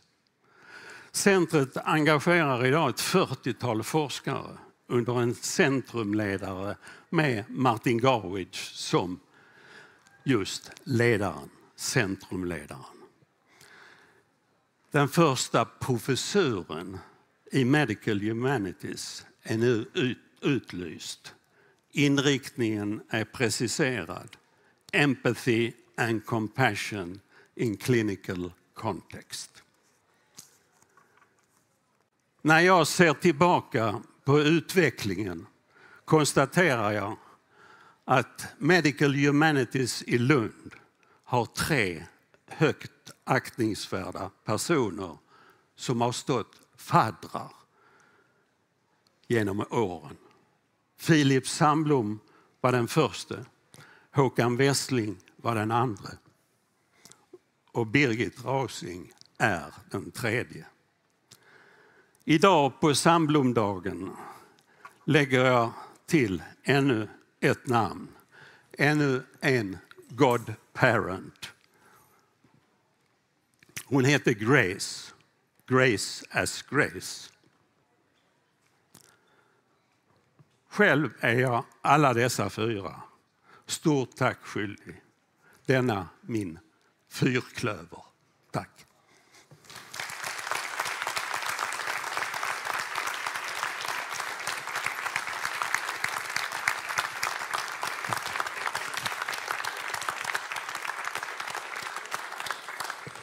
Tack så mycket, Anders. Thank you very much.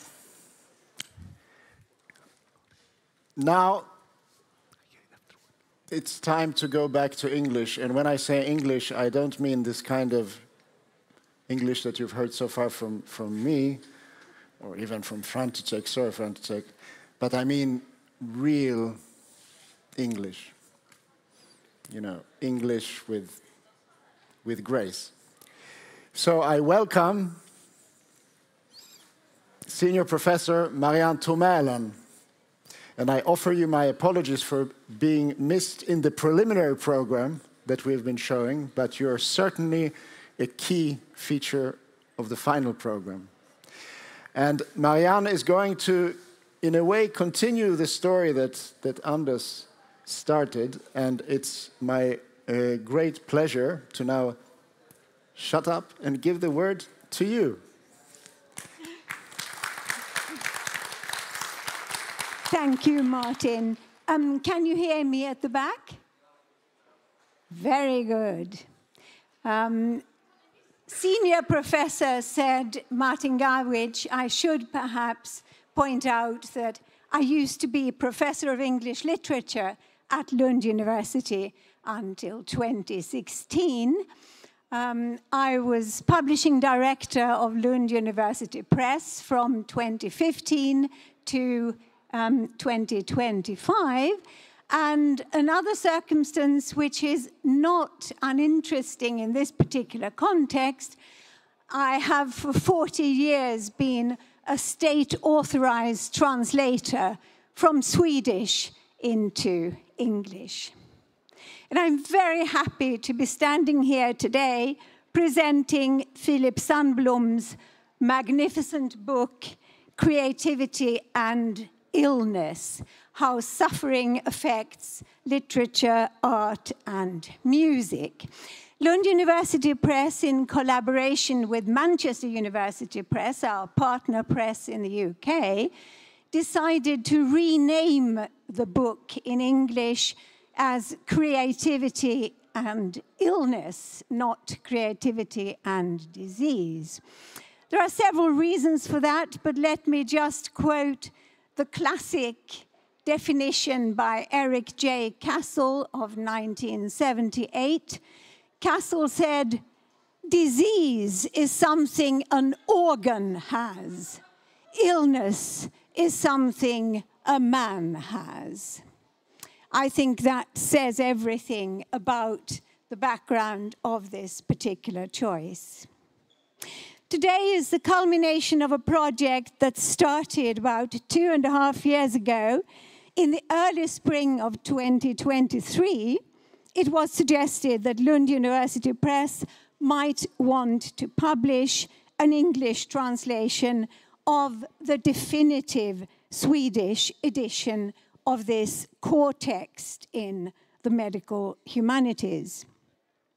The people behind the suggestion were Dr. Katarina Bernhardsson, who, in addition to being an expert on medical humanities, has special knowledge of academic book publishing, and the recipient of this year's Sandblom Prize, Professor Anders Palm, who was in more than one sense the mastermind behind the Swedish book.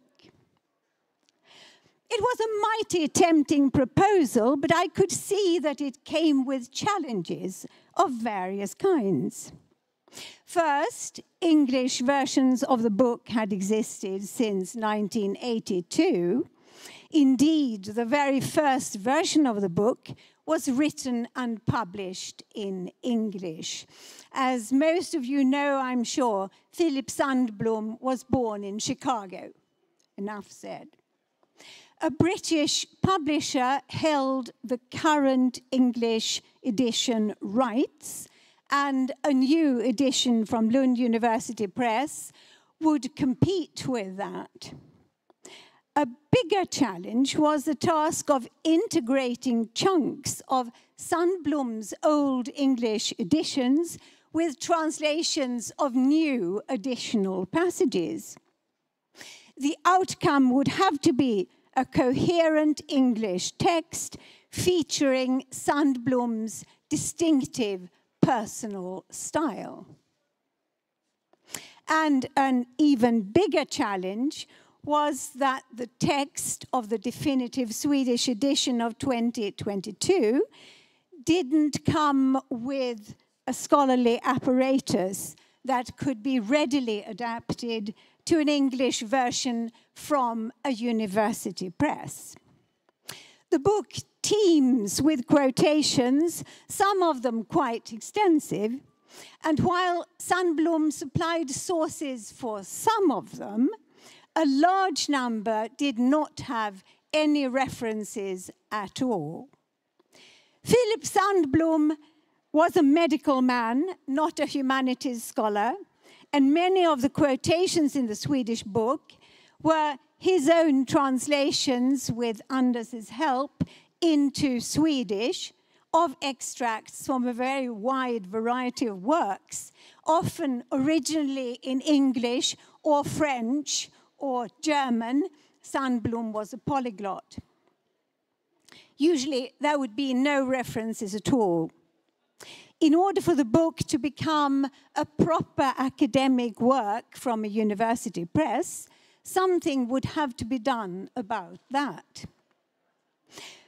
And now you can change to the next image, and the next one will follow in quite a short time. Fortunately, I knew the right person to undertake this job, Dr. Lena Olsson, a former student of mine. She took on the job of tracking Sandblom's quotations, supplying the correct original texts and sources for them, thereby contributing to the creation of the scholarly apparatus that the book required. Her detective capabilities, her pertinacity, and her determination are beyond praise. And you can now change to the next one, Martin. Thank you. Dr. Olsson herself credits something called the Internet Archive as an indispensable resource, but only a scholar of her imagination and linguistic prowess could have done it.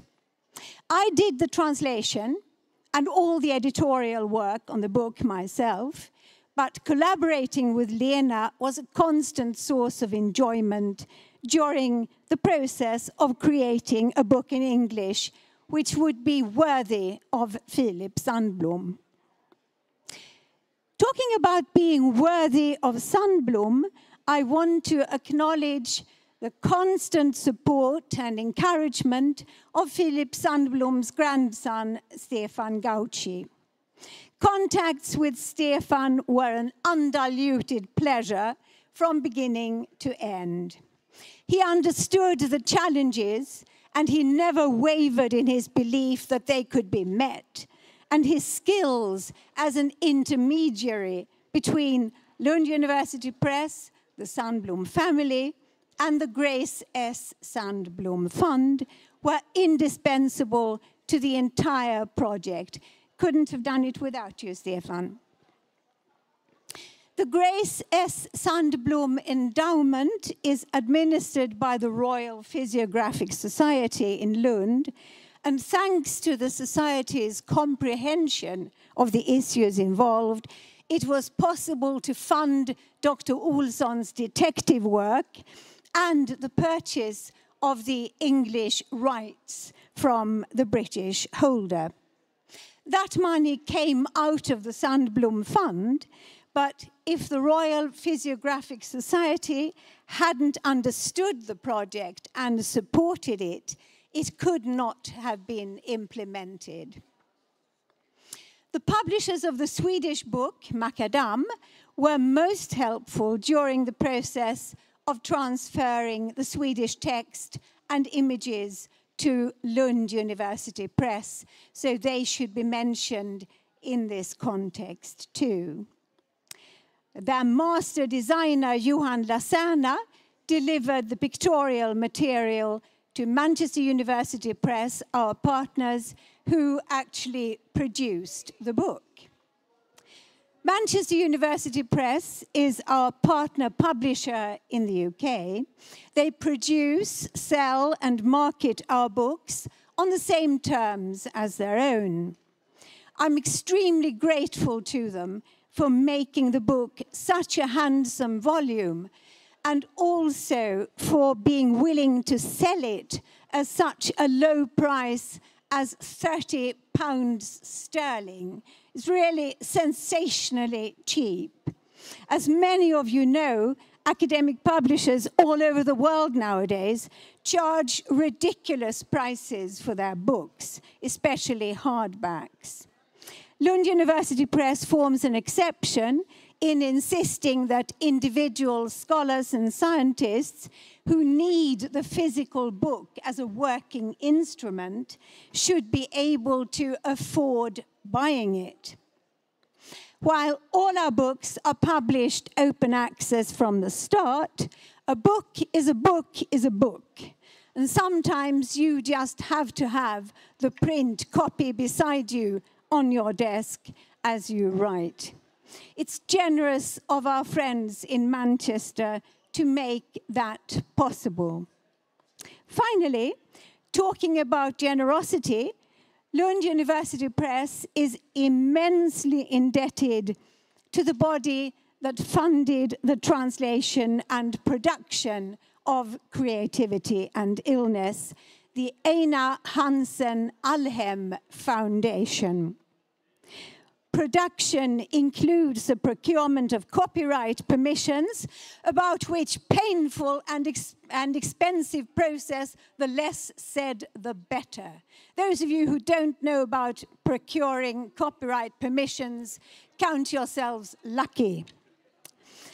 As Lund University Press is currently funded by the joint faculties of Humanities and Theology, and by our munificent sponsor, the Tora Olsson Foundation, we couldn't have published a book from the Faculty of Medicine drawing on the press's own regular budget.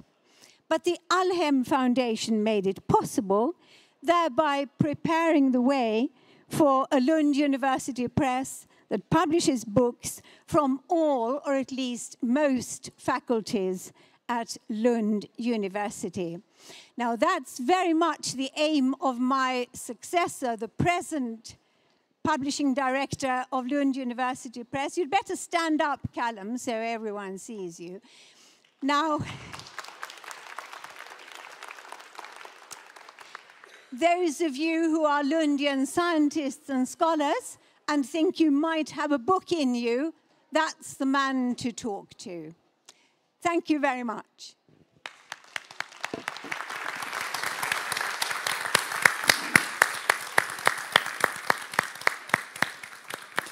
Thank you so much, Marianne.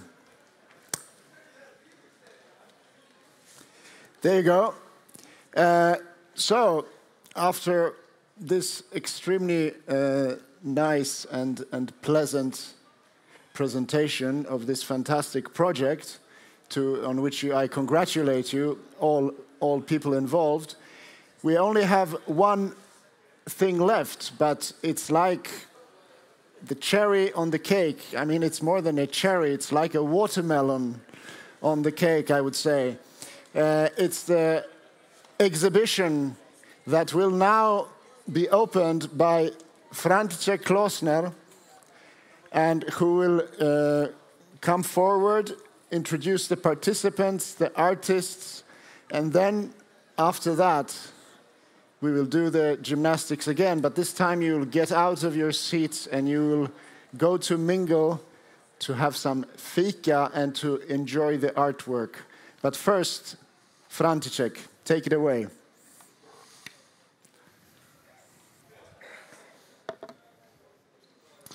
So, before I begin, I would like to give this little book to Anders Palm, 2.5 kilo František.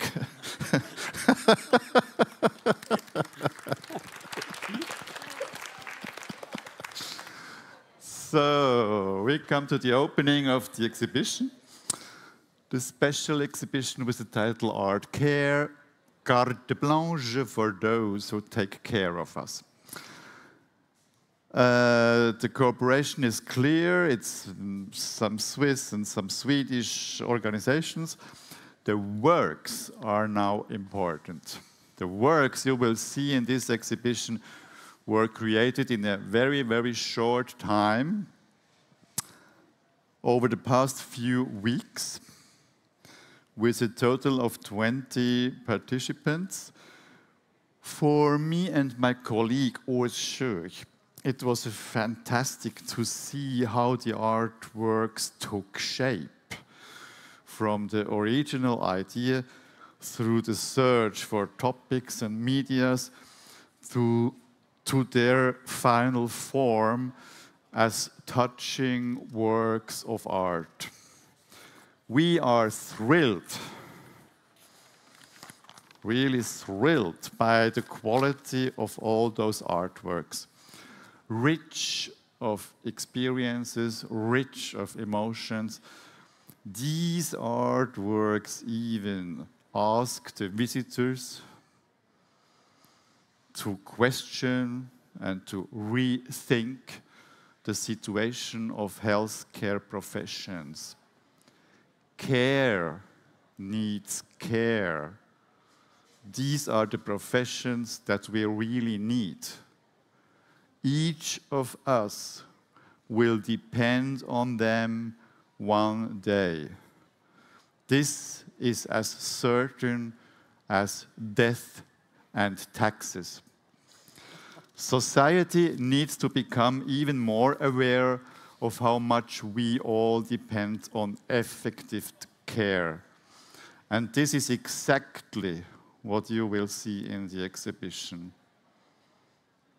Each artwork offers a view on the caregiving profession in an incredible, honest way.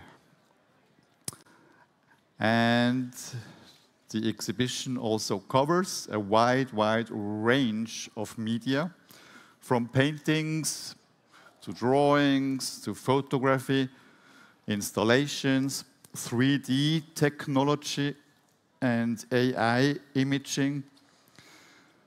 You find the artworks in those two corridors to the left, then above your head,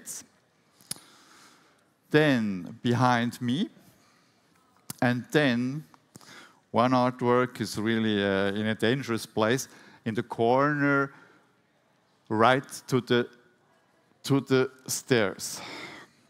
And some works, very interesting artworks, next to the main entrance. The artists are all here, and during the FICA, I think you can ask them for, if you have any questions to the artworks. They are really, really happy if they can answer your questions. Now, for that, you see the faces behind the artworks. I ask all the artworks to join us here. So please, we start with the photo presentation. We start with Andrea Tavares. It's coming. It's coming.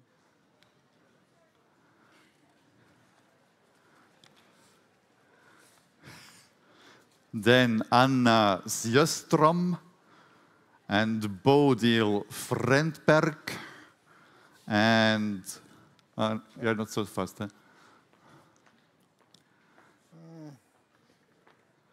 I don't know why this is happening. Andrea. Anna, yes, Anna. Nice picture. Bodil. Then we have Caroline Emmons.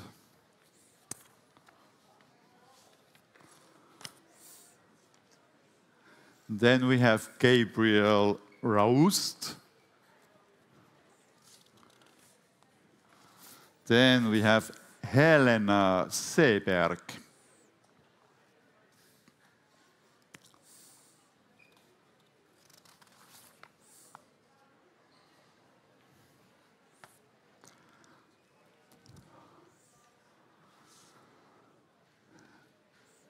Then we have Jenny Eckner. There she is. Then we have Jens Nilsson.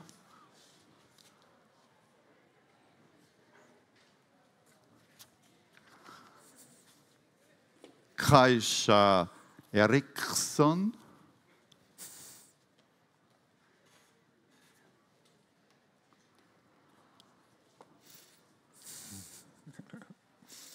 Katarina Beselius.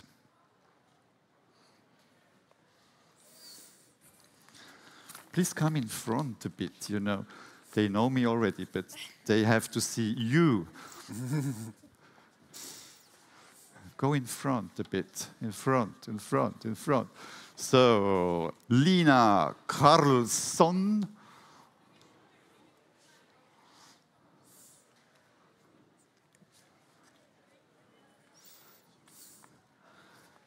Linnea Helden. Maria Schiffer. What? Ah, something is wrong. Linnea Arvidsson, sorry. Linnea Arvidsson. Louise Helden, where she is. Maria Schiffer. Maria. Mio Fredsdotter Eriksson. Rebecca Halbert.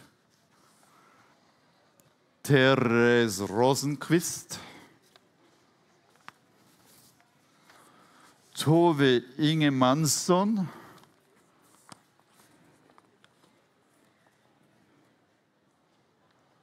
Victor Clifford. And hello, Victor. And Sana de Silva. So all of them have created an incredible, wonderful exhibition. Please, I ask you for applause for them.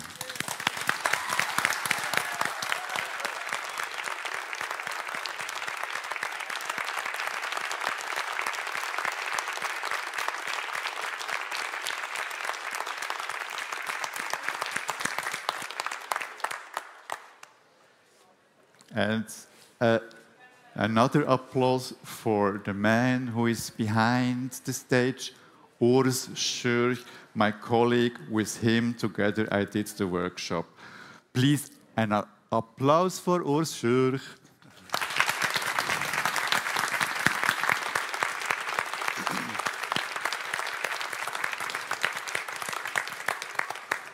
Thank you so much. Thank you, František. This is becoming like a thanking festival. But so I'm not going to thank anyone, to be honest. But as you realize, there are so many people to thank for this happening at all. People back in history, people through the last few years, people in the preceding weeks, people here today, and so on. It's from my personal perspective, being part of organizing this, being part of organizing this course and this day has been a great privilege, and I'm so happy that all of you have been here and that you were such a gracious audience. And I think it's a call for celebration. We are only offering coffee, but we could still lift our cups to, what should we drink to, František? To art as care, and to medical humanities, and to art and health. All these different fields and topics that touch upon each other and for which we have gathered here today. And I just want to make one very simple clarification, that when František said the corridor to the left, there are two corridors to the left. So it's on your right, first of all. That's it. You have to rotate it in your head. So it's that one and that corridor and all the other artworks here. And also, finally, the only one who has not been thanked is actually the medical faculty, who sort of is hosting this and who financed the other part of the course that was not the art project. So I think we finish by a collective and mutual applaud to initiate the vernissage.